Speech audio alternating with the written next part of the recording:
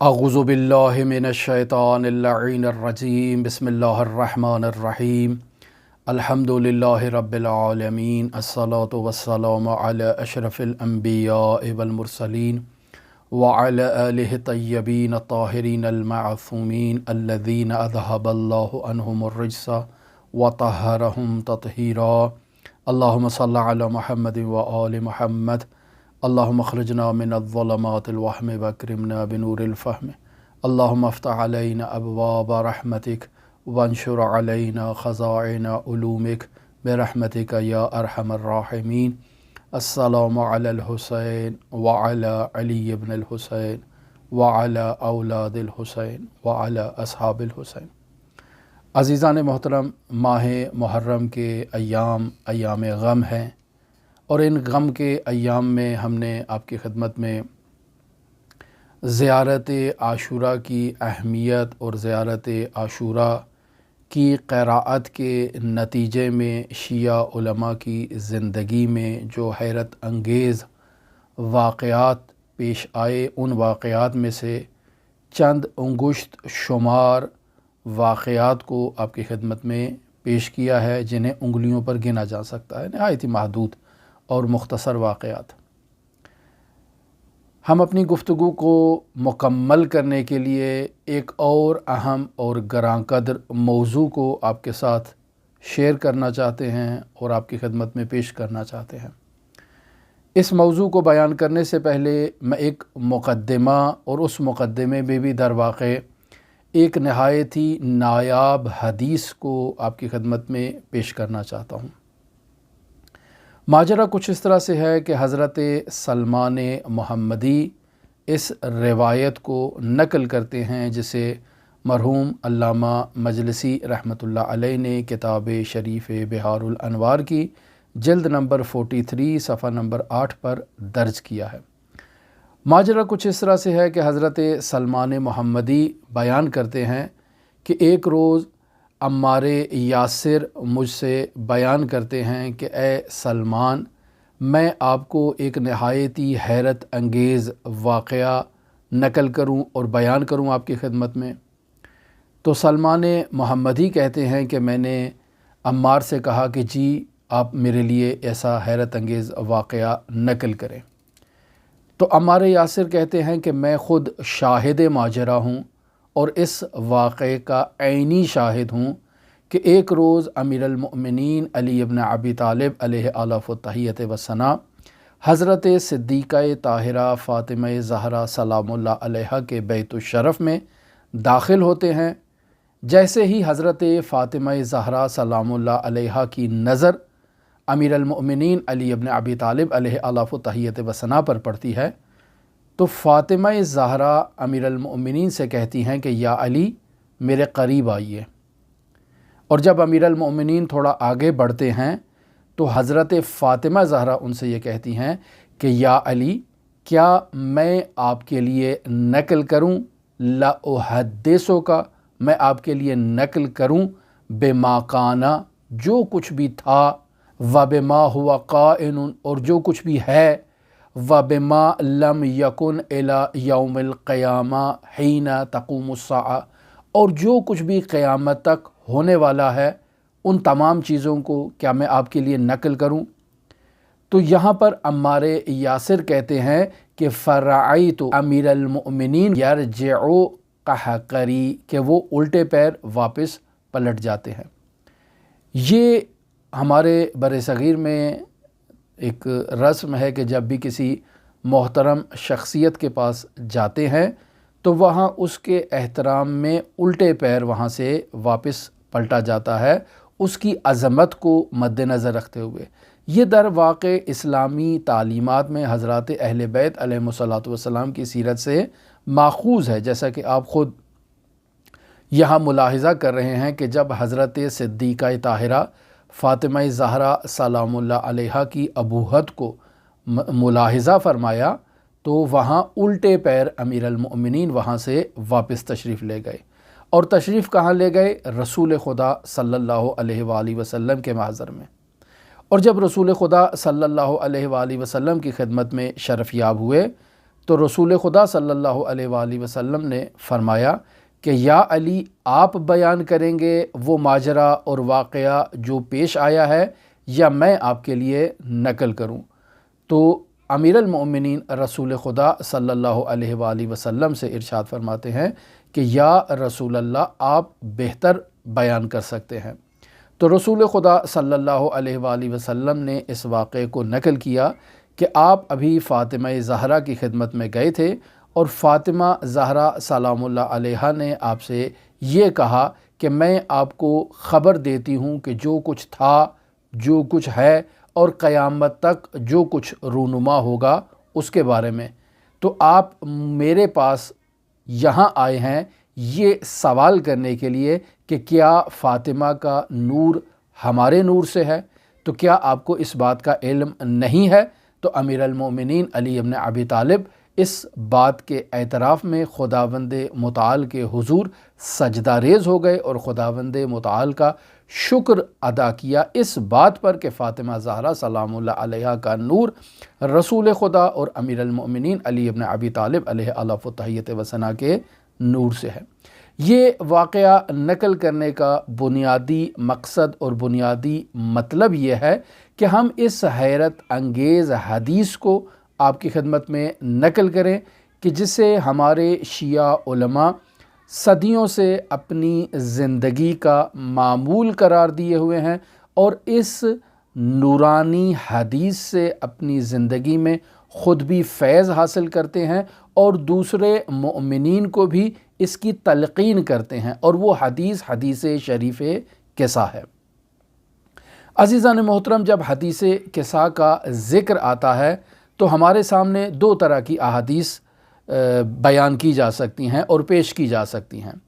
ایک احادیث کا وہ مجموعہ ہے جو آیہ تطہیر، یعنی وہ آیت جس آیت سے حضرات اہل بیت علیہم الصلاۃ والسلام کی عصمت کو، ان کی طہارت کو اور ان کی پاکیزگی کو ثابت کرنے کے لیے جو بہترین دلیل کے عنوان سے پیش کی جاتی ہے وہ آیت تطہیر ہے۔ تو وہ تمام احادیث جو اس آیت تطہیر کے شان نزول سے متعلق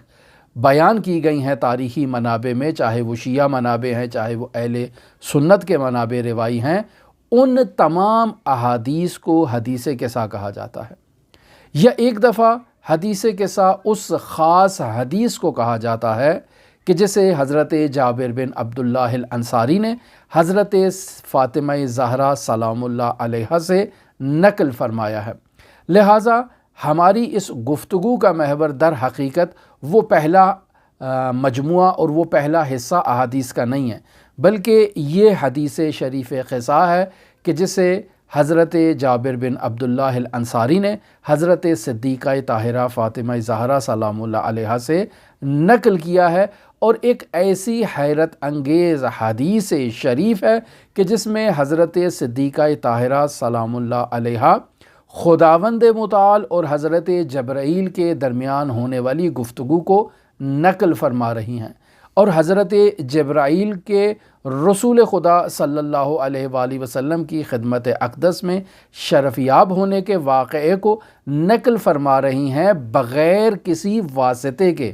یعنی ایسا نہیں کہہ رہی کہ رسول خدا نے مجھے یہ تعلیم دی کہ وہاں عرش پر خداوند متعال کی اور جبرائیل کے درمیان یہ گفتگو ہوئی، نہیں، بلکہ خود نقل فرما رہی ہیں کہ خداوند متعال کی بارگاہ میں جبرائیل نے ایسے عرض کیا اور خداوند متعال نے یہ جواب دیا، پھر جبرائیل نے تقاضا کیا اور خداوند متعال نے انہیں اذن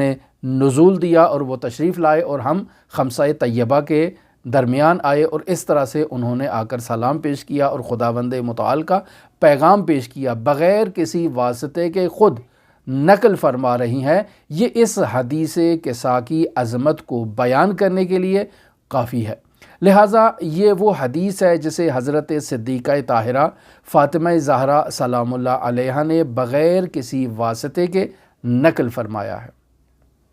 مرحوم آیت اللہ شیخ محمد تقی بہجت فومنی رحمۃ اللہ علیہ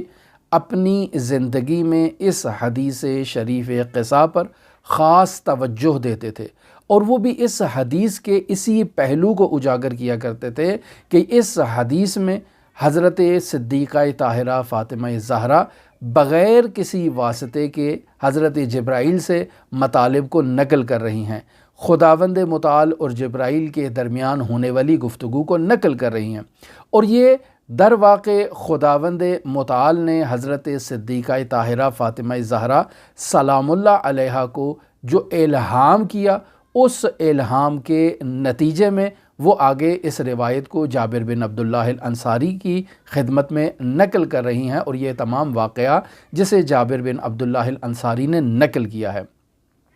لہٰذا تاریخ اسلام میں تمام شیعہ علماء اس حدیث قصہ کو بہت ہی اہمیت دیتے رہے ہیں،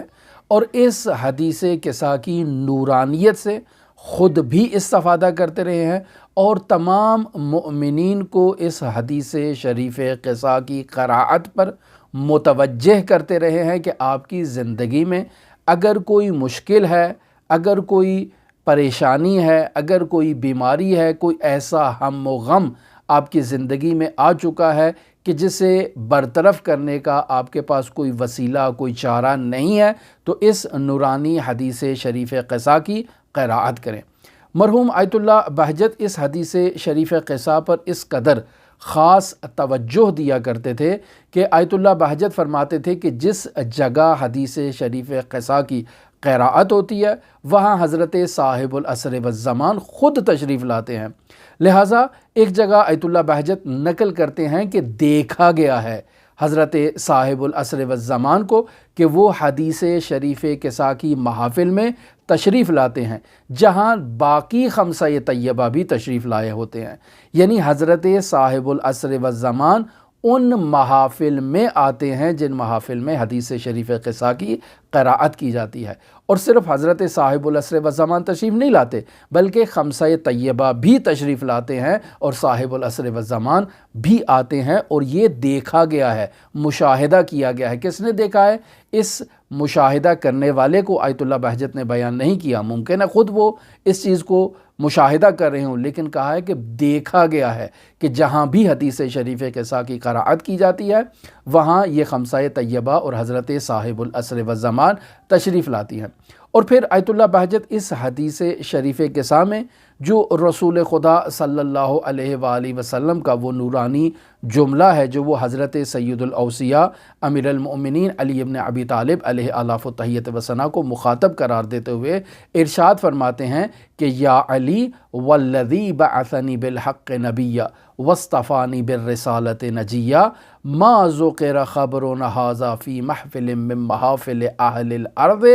وفیہ جمع من شیعتنا ومحبینا وفیہ محموم الا وفرج اللہ ہمہ ولا مغموم الا وکشف اللہ غمہ ولا طالب حاجت الا وقضى اللہ حاجتہ۔ یہ رسول خدا صلی اللہ علیہ وآلہ وسلم نے باقاعدہ اس مطلب کی طرف اشارہ کیا ہے کہ والذی بعثنی بالحق نبیا، کہ اس ذات کی مجھے قسم ہے کہ جس نے مجھے نبوت پر برحق مبعوث کیا ہے اور مجھے رسالت پر مبعوث کر کے اس امت کو نجات عطا کی ہے، اس پروردگار کی مجھے قسم ہے کہ ما ذکر خبرنا ھذا فی محفل من محافل الارض، کہ اس روئے زمین میں جہاں کہیں بھی کوئی ایسی محفل منعقد ہو کہ جس محفل میں ہماری اس محفل کا یعنی اس حدیث شریف قصہ کا باقاعدہ تذکرہ ہو اور اس محفل میں ہمارے شیعہ موجود ہوں، ہمارے محبین موجود ہوں، پس معلوم ہوا کہ حدیث شریف قصہ کی قراءت کی جائے، اور اس قراءت کے وقت وہاں افراد بھی مؤمنین موجود ہوں، اہل خانہ افراد موجود ہوں، عزیز و اقارب موجود ہوں۔ تو اب اگر ایسی محفل منعقد ہوتی ہے وفیہ محموم، اور اس محفل میں کوئی غمزدہ شخص موجود ہوتا ہے تو خداوند متعال اس کے غم کو برطرف کر دیتا ہے۔ اگر کوئی شخص پریشان حال ہے تو خداوند متعال اس کی پریشانی کو برطرف کر دیتا ہے۔ اگر کوئی شخص اس محفل میں حاجت رکھتا ہے تو خداوند متعال اس کی حاجت کو برطرف کر دیتا ہے۔ لہٰذا مرحوم آیت اللہ شیخ محمد تقی بہجت فومنی رحمۃ اللہ علیہ بیماروں کو بیماری سے شفا یابی کے لیے، گرفتار افراد کو، مصیبتوں میں گرفتار، پریشانیوں میں گرفتار، جو افراد ایسی پریشانیوں میں مبتلا ہوں کہ جنہیں اس پریشانی سے نکلنے کا کوئی راستہ نظر نہ آتا ہو، آیت اللہ بہجت رحمۃ اللہ علیہ رسول خدا صلی اللہ علیہ وآلہ وسلم کی اس بشارت کو مد نظر رکھتے ہوئے تاکید فرمایا کرتے تھے کہ اپنے گھروں میں حدیث شریف قصہ کا باقاعدہ تذکرہ کیا جائے۔ اور خود آیت اللہ بہجت رحمۃ اللہ علیہ کی عملی زندگی بھی اسی طرح سے تھی کہ وہ ہر روز رات کو سونے سے پہلے حدیث شریف قصہ کی باقاعدہ قراءت کیا کرتے تھے، اور یہ بھی ان کے خاندان نے نقل کیا کہ وہ ہمیں بھی ان محافل میں جمع کیا کرتے تھے جن میں حدیث شریف قصہ کی باقاعدہ قراءت ہوتی تھی۔ لہٰذا میں اپنی 1 یا 2 دن کی گفتگو اس نورانی اور گراں قدر حدیث سے متعلق آپ کی خدمت میں بیان کرنا چاہوں گا کہ ہمارے شیعہ علماء اس نورانی حدیث شریف قصہ پر کتنی اہمیت دیتے ہیں، اس کی قراءت پر، اور پریشانیوں سے نجات کے حصول کے لیے کتنی تاکید کرتے ہیں۔ اور اگر کوئی اس ذیل میں علماء شیعہ کی زندگی سے ہمیں واقعہ بھی ملے تو اسے بھی آپ کی خدمت میں نقل کریں گے۔ ہماری دعا ہے کہ خداوند متعال ہماری اس مختصر سی گفتگو کو اپنی بارگاہ میں قبول و مقبول فرمائے۔ آپ تمام مؤمنین کے لیے حضرت صاحب العصر والزمان کے ظہور کی تعجیل کے ساتھ امام علی ابن موسیٰ الرضا علیہ الاف و تحیت و ثنا کی بارگاہ میں نائب الزیارہ بھی ہوں اور دعاگو بھی ہوں۔ اگر میرا پیغام آپ تک نہیں پہنچے تو اس کا یہ مطلب نہیں کہ ہم نے آپ کے لیے نیابتی زیارت نہیں کی یا آپ کے لیے دعا نہیں کی۔ ہم ہمیشہ اپنی محفلوں میں، اپنی دعاؤں میں آپ کو یاد رکھتے ہیں، آپ کا ذکر کرتے ہیں، اور اگر مناسب وقت مل جائے تو آپ کو پیغام بھی بھیج دیتے ہیں۔ اللہم صلی علی محمد و آل محمد وعجل فرج قائم آل محمد۔